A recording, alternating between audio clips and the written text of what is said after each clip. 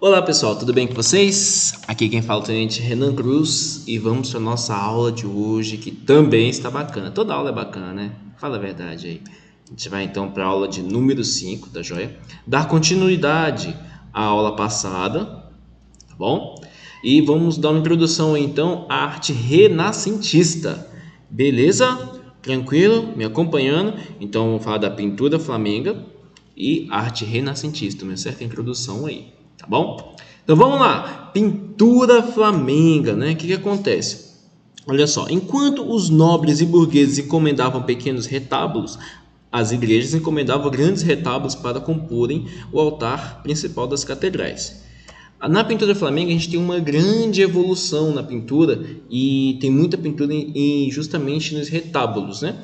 E a grande evolução também está por questões da tinta óleo, a gente vai falar disso. O que é um retábulo? Eu coloquei aqui, ó, segundo o trecho do nosso livro, página 94, tá joia? Lembrando que quem não conseguiu comprar o livro não tem problema, vamos acompanhando os PDFs, tá bom? Ó, um retábulo consiste em 2, 3, 4 ou mais painéis de madeira que podem ser fechados um sobre os outros e abertos durante celebrações religiosas. Essa peça recebe o nome específico de acordo com a quantidade de painéis. Então, você tem um painel aqui, o retábulo, ele fecha, ou ele pode ser aberto, tá bom? A quantidade de painéis determina então o nome. Se a gente tem 2 painéis, é chamado de díptico. Para 3, tríptico. 4 ou mais, políptico. Tá joia? Esse prefixo poli, né? Que nem polirritmia, tudo mais, quer dizer que tem quantidade, né? Mas é isso aí. Vamos lá então. Pintura flamenga, falando ainda. O que acontece? Os irmãos Eich, né? São os grandes nomes da pintura flamenga, tá joia? Ó, tanto o Jan van Eyck quanto Hubert van Eyck, tá bom? A gente tem chama de Jan, tem chama de Jean, né? Vai de acordo com a pronúncia aí. Eles inauguraram essa fase, né? Permite afirmar que suas obras inauguraram a fase renascentista da pintura flamenga. Por que fase renascentista? Daqui a pouco, após a gente falar de pintura flamenga, após mostrar uma obra dos irmãos Van Eyck, né? A gente vai entender o contexto da Renascença e por que inaugurar então a fase renascentista, né? Então olha só, esses camaradas criaram a tinta a óleo. Quando se tem tinta a óleo, né, ela tem uma secagem mais demorada. A tinta que era usada comumente, assim, e na Península Itálica, por exemplo, inclusive na Renascença, ainda era utilizado, né, a têmpera ovo. Mais para frente a gente vai falar um pouquinho mais dela, né? Ou a fresco, que a gente vê lá, que a argamassa seca, jogava, tal, isso aqui, lá, o tempo de secagem era rápido, né? E a gente vai falar melhor disso daqui a pouquinho ainda, tá bom? Na Renascença, onde foi mais utilizado. Já a tinta a óleo, o tempo de secagem demora um pouquinho mais. Então, assim, dá uma possibilidade melhor de detalhes. E a esses camaradas, aos irmãos Eyck, foi atribuído essa coisa da criação da tinta a óleo, beleza? Essa aqui é uma obra, né, do Jan van Eyck, né? Ela tá no nosso livro também, tá joia? Tem um detalhe dela no nosso livro, página 92, se não me engano. E aqui é interessante que é o quê? É justamente aquela questão dos painéis, né? Do retábulo que pode ser fechado. Então aqui esse detalhe da obra tem no nosso livro. Mas o que é interessante aqui é a gente entender como funciona então esse tal de retábulo, né? Aqui ele está aberto, né? Ao ser fechado, o que acontece? Veio? Esse efeito é legal, né? Volta, meu filho, volta. Não volta não. Opa, voltou até demais. Calma aí, calma aí, calma aí. Tá aqui, bacana, retábulo aberto e tem a possibilidade de ser fechado. Nesse retábulo aqui, adoração do Cordeiro, né? Como tem Jesus Cristo centralizado, a representação do Cordeiro aqui, tá joia? Né? A criação do homem, a criação da mulher e o retábulo fechado. Beleza? Então, assim, é interessante que aqui logo no começo falava-se que a burguesia, ou quem tinha um certo money, encomendava retábulos pequenos. A igreja encomendava os retábulos enormes, tá bom? Mas o mais interessante é falar que, além da igreja, alguém encomendava. Isso é um detalhe muito importante, porque esse detalhe é que determina toda a diferença na arte. A gente vai conversar disso. Olha só. Diferentemente dos italianos, como o norte da Europa dispõe de tinta a óleo, que é o caso dos camaradas lá, os irmãos Eich, o realismo das pinturas é conseguido com uma reprodução minuciosa de detalhes, como na obra O Casal Arnolfini, né, de um dos irmãos, novamente, do Jan van Eyck, em 1434, que é possível ver, está faltando aqui, detalhes do quarto do casal refletido no espelho convexo posicionado na parede. Então esse quadro aqui, ó, O Casal Arnolfini, é muito famoso. O que acontece? A riqueza de detalhes com a tinta a óleo é muito grande. Se você observar, aqui ao centro tem esse espelho convexo, né? Ou seja, essa formatação meio que de concha para fora, assim, né? E no espelho convexo, com a possibilidade de tantos detalhes, né? O artista, né? O Van Eyck, ele acaba pintando nesse espelho, vou colocar aqui, ó, ele consegue desenhar toda a vista do quarto, né? Então, assim, ao mesmo tempo que eu ou você que está vendo agora consegue enxergar a obra de frente, ele também representa todo o ambiente do quarto, né? E representa a si mesmo aqui, ó, pintando o casal. Isso só é possível graças à tinta a óleo, beleza? Com a riqueza de detalhes e mostrando ainda detalhes aqui do vestido, né? Mostrando detalhes aqui do próprio cachorrinho. Olha como é perfeito, meu amigo. O piso, olha a madeira desse piso, como a gente enxerga, cara, é muito top, né? Mas a gente consegue ver a assinatura também. Isso são os detalhes da obra, beleza? É interessante, eu acho legal aqui, ó, que é esse que numa aula do ensino fundamental a gente falou de referência das cores, né? E essa obra é usada como exemplo, porque a esse período acreditava-se que a cor vermelha traria sorte, né? É uma coisa meio que magia também, traria sorte, traria um excelente parto, saúde para a criança, traria ao neném felicidade, seria uma vida boa, né? Então o quarto do casal e o local onde o bebê ia ficar era todo completo revestido de vermelho, como a gente pode ver o vermelho aqui, ó. Só por curiosidade, tá bom? Então, olha só, nesse período começa a surgir retratos de clientes pintados pelo artista ao lado dos santos ou santas, né, ou figuras de quem eles eram devotos. A obra Nossa Senhora do chanceler Rolling, do mesmo artista, né, Jan van Eyck, de 435, é um grande exemplo. Nessa obra também é possível ver o fundo paisagem urbana com características da época em que a tela foi pintada. Aqui, quando a gente fala assim, ó, quando se fala aqui clientes pintados pelo artista, né, é interessante, aqui que é o ponto mais interessante, por isso que se diz que tem essa coisa de iniciar a Renascença também, tá? Porque antes só a igreja pagava. Quando a igreja, não somente só a igreja tem dinheiro, mas outras pessoas têm dinheiro, essas pessoas vão poder investir na arte, né? E investindo na arte vai aparecer, por exemplo, o chanceler Rowling, que ele vai aparecer na obra, não necessariamente um personagem ou uma figura santa, mas ele vai aparecer sendo devoto de Nossa Senhora, entendeu? Já a gente fala mais disso também no contexto renascentista, que é muito legal quando a gente fala disso. E aí a gente entra então na arte renascentista, né? Olha só, esse aqui eu peguei de um outro livro muito bom, tá joia? Que é Tudo sobre Arte, depois eu mostro para vocês. Na história europeia, a Renascença marca a transição do fim da Idade Média para o surgimento da Idade Moderna. O termo faz referência ao ressurgimento do interesse pelos tesouros intelectuais e artísticos da Grécia e da Roma Antiga. O que acontece? Quando se tem a Renascença, por isso que é chamado de Renascença, né, a gente tem então o início da Idade Moderna. E nesse ponto principal é o pensamento, tá joia? Né? O pensamento das pessoas, a gente vai falar disso. Então, assim, os tesouros da arte greco-romana voltam à tona. A gente vai falar o porquê disso e o que tem a ver com o pensamento que eu estou falando. Veja bem, o período medieval, a gente tinha então o teocentrismo, até porque a igreja tinha o poder, né? Então a igreja falava, eu quero a arte assim, tem que ser assim, vai ser assim, acabou, porque a igreja é quem pagava. Tanto que não se tinha antes disso aí, né? É difícil achar em períodos bem atrás, acho que não tem mesmo, nome de artista. A gente não encontra, raramente encontra-se nome de quem criou determinada arte, tá joia? Porque a igreja pagava. Na igreja que era assim, então é assim. Mas como assim, professor? A igreja pagava? A igreja falava assim: eu quero, por exemplo, Nossa Senhora desse formato. O artista fazia diferente, a igreja, não, meu filho, não é assim não, viu?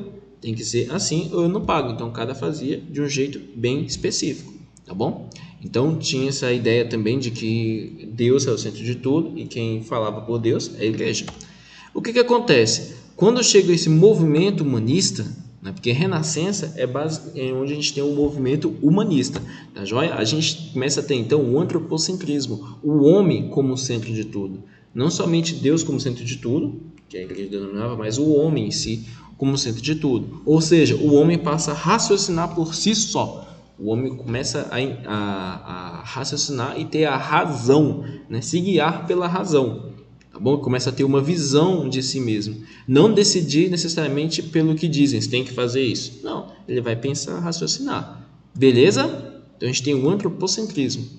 E essa coisa de voltar à arte greco-romana, né? A gente vai passando algumas obras aqui, greco-romanas justamente. A gente relembra aí tudo que a gente estudou até agora, beleza? Né? A gente falou do Império Romano do Ocidente, do Oriente, né? E essa coisa vai explicar o porquê do classicismo. O que é classicismo? O classicismo é basicamente a Renascença. A Renascença não era chamado de Renascimento, era chamado de o classicismo. Tá joia? A gente chama de Renascença hoje nos livros, mas antigamente era chamado de o classicismo, porque tem essa coisa de estudar, né, a arte clássica, a arte greco-romana. Tá joia? Essa paixão pela razão, pela proporção, por conta das matemáticas. Beleza? Então, o período, o nome era o classicismo.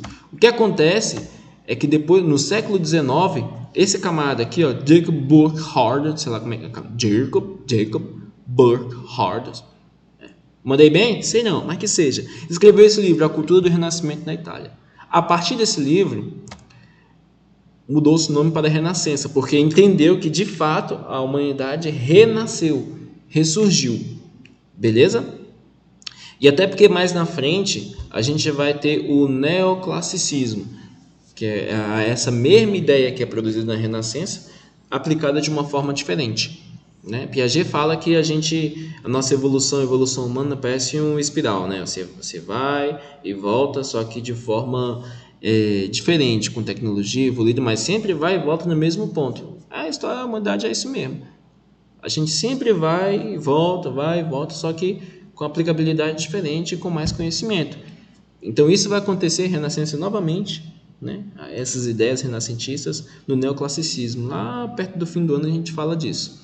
Mas na Renascença, né, que até então era o classicismo e mudou para a Renascença, no século XIX, né, a gente vai falar aqui então da Renascença, dos fatores que favoreceram esse renascimento. Beleza? Vamos lá. Aí a gente vai lembrar assim, das nossas aulas anteriores. Veja bem, 476. Vocês lembram que a gente falou há um tempo atrás que a gente tinha a separação de Império Romano do Ocidente, Império Romano do Oriente, né? E que os bárbaros invadiram Roma. Lembra disso aí? Que aí teve a queda do Império Romano do Ocidente? Pois é. Então os bárbaros invadiram, tivemos essa queda. O que acontece? Os cabeçudos ali, os filósofos, intelectuais, pegaram todo o seu material que se tinha de arte greco-romana e foge para Constantinopla, lá para o Império Bizantino, foge para lá, foge lá. Estando lá, 1000 anos depois praticamente, né, acontece que os turcos otomanos invadiram Constantinopla. Invadindo Constantinopla, a geração desses cabeçudos que estava lá pega todo aquele material de novo, importantíssimo, e foge para Roma. Beleza? Lembrando que lá em Roma, o Papa Leão III, se não me engano, já estava restabelecendo o Império e tudo mais, blá, blá, blá. E ali, então, eles voltam para Roma, onde ainda tem esse terreno romano, diremos assim. E o que acontece, então? Eles guardam todo esse material na biblioteca dos Médici, tá joia? Então, lembrando aí, tinha todo o material aqui, arte greco-romana evoluída e tudo mais, lá, chega os bárbaros, invade, foge para outro império. Depois de 1000 anos, chega os camaradas lá, turco-otomano, invade, foge para Roma de novo. Estando em Roma, guarda todo esse material artístico, filosófico, matemático, conhecimento científico que trouxeram, tá joia? A sua geração trouxe, na biblioteca dos Médici. E aí, o que acontece? Quando se tem todo esse material de volta, você tem esse afloramento da arte acontecendo no local, né? Você tem essa coisa do povo estudar aquilo que é novo. Agora, até porque quando se teve os bárbaros, não teve muito desenvolvimento artístico, não. Mas quando se volta esse conhecimento para Florença, onde tem a Biblioteca dos Médici, meu amigo, aí o negócio borbulha na cabeça do povo. E aí, o mais importante é o seguinte, a posição da Itália no planeta. Há a possibilidade de ter contato comercial com outros países. O que acontece então? Já que se tem contato comercial com outros países, então se tem mais pessoas que vendem. Essas pessoas que vendem aqui estavam na rota, então todo mundo praticamente passava por aqui. As pessoas que moram aqui e vendem coisas, né? Começam a ter um grande dinheiro, né? Então começa a surgir aí os mercenas, entendido? Os mercenas. Quem são esses mercenas? O povo mercenário é aqueles que tinham bastante dinheiro, mercantes, tinham muita grana, acabam tendo mais dinheiro que a própria igreja. E aí que está o ponto fundamental. Por que está o ponto fundamental? Daquilo que a gente falou na pintura flamenga, tal, que o camarada investiu ali, e aí o artista foi pintar esse camarada. Esse que é o ponto. Porque o mercenário, ele começa a ter mais dinheiro até que a própria igreja. Então ele tem como bancar a arte.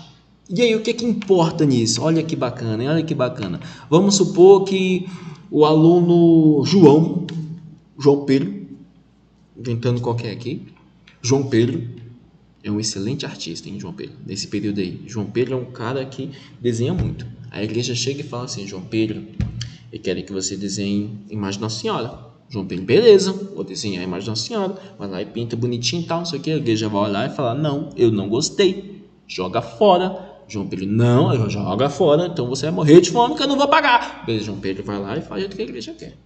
Só que quando chega um mercenário, um camarada que tem muita grana, vai falar, João Pedro, eu tô aqui, o bolso cheio de dinheiro aqui, ó, quero que você desenhe Nossa Senhora. João Pedro, desenho para você Nossa Senhora. E como você prefere, sim, né? João Pedro já imaginava um padrão, porque até então para a igreja tinha um padrão. O cara fala, não, você desenha como você quiser. João Pedro, ei, rapaz, calma aí. Desenhar como eu quero? O camarada mercenário, sim. Ou seja, o mercenário já dá liberdade para o artista. O artista, pô, beleza, eu vou desenhar como eu quero, mas é isso mesmo, cara. Não, faz o seguinte. Você pode desenhar então aí Nossa Senhora, Menino Jesus, minha filha e meu cachorro. Pode ser perto de Nossa Senhora? Aí fica top, hein, velho?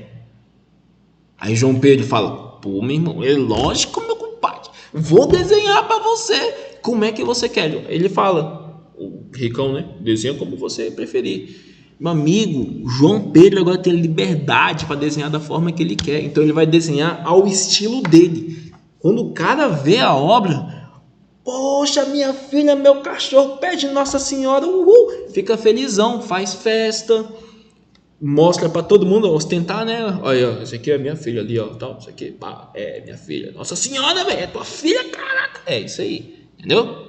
E aí, e os amigos já na festa aí, ó, olhando o quadro top, e aí? E velho, quem fez esse quadro aí, né? Aqueles, né, curiosão, quem fez?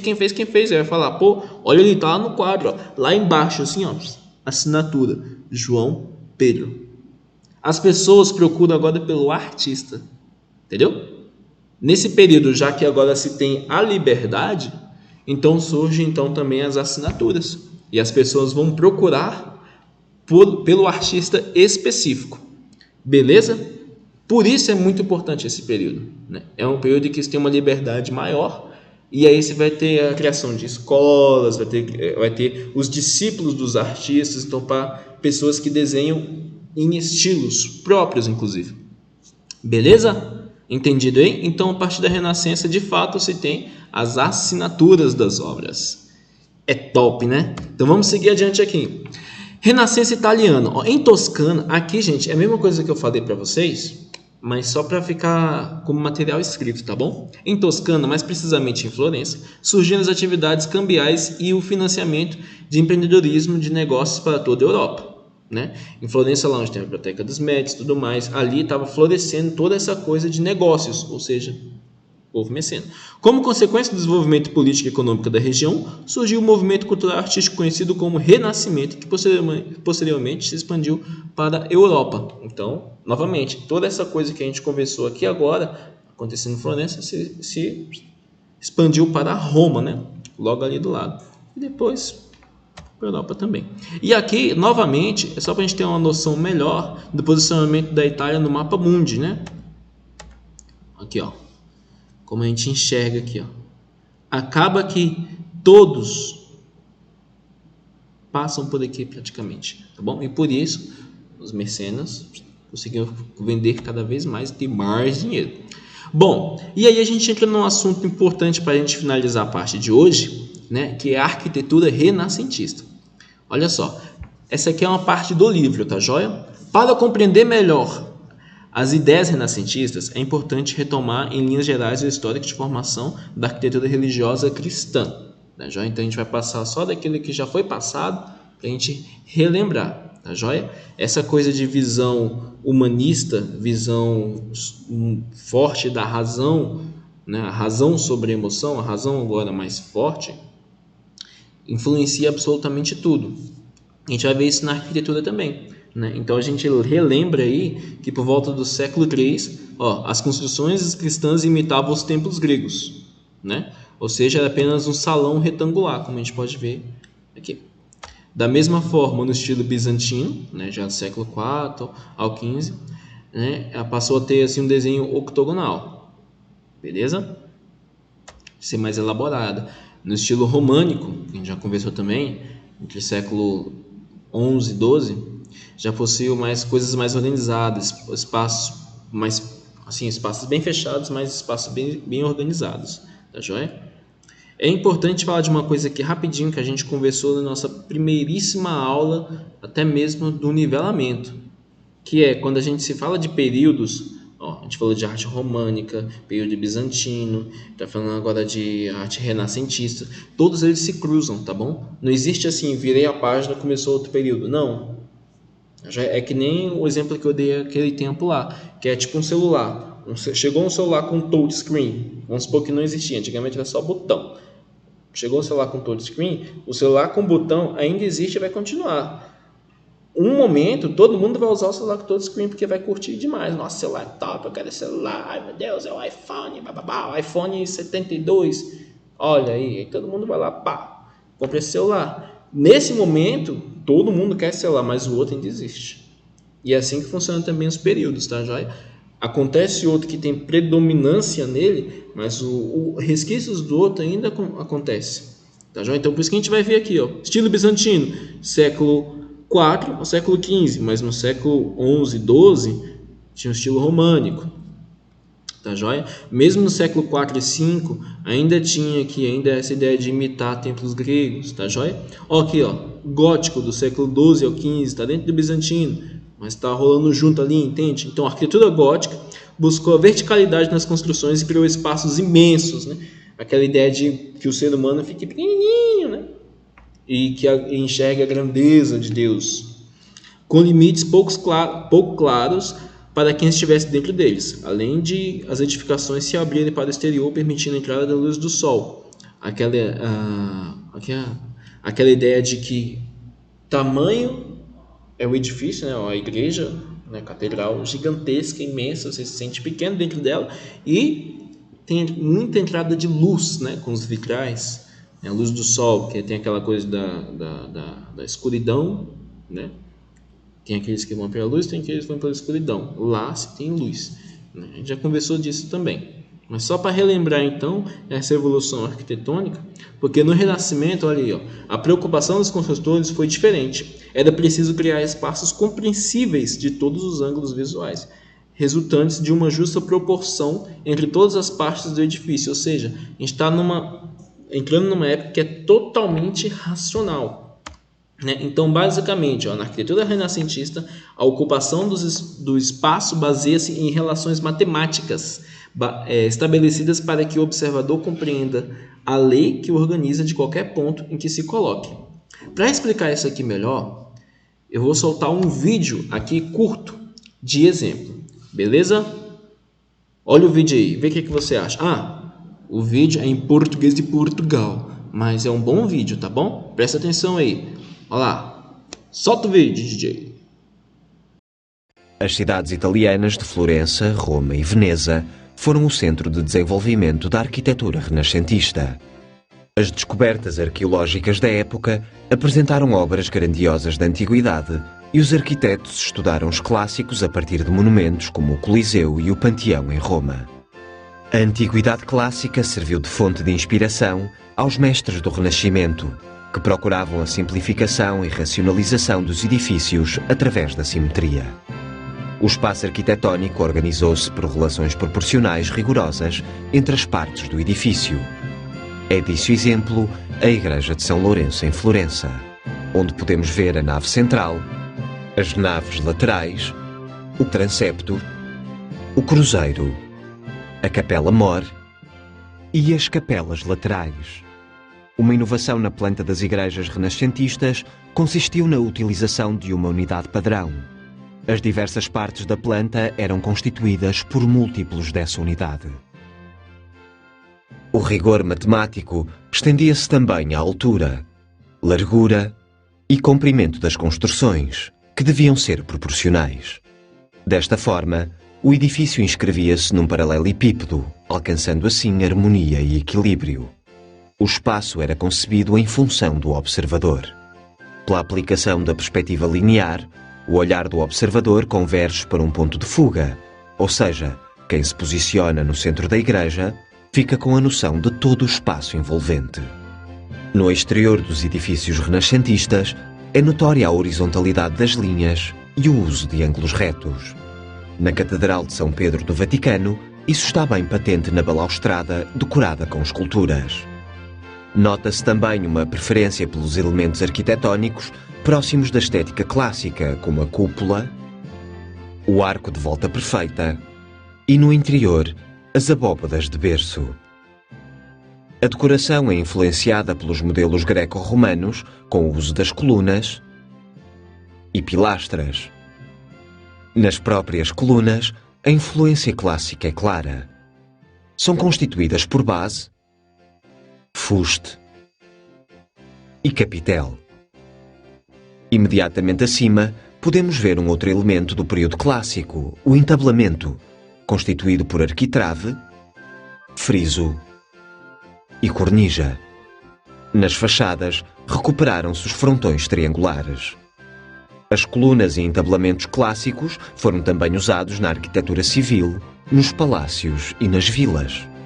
Por exemplo, no Palácio Rucellai foram utilizados módulos verticais idênticos e fez-se a sobreposição das três ordens da arquitetura clássica: dórica, jónica e coríntia.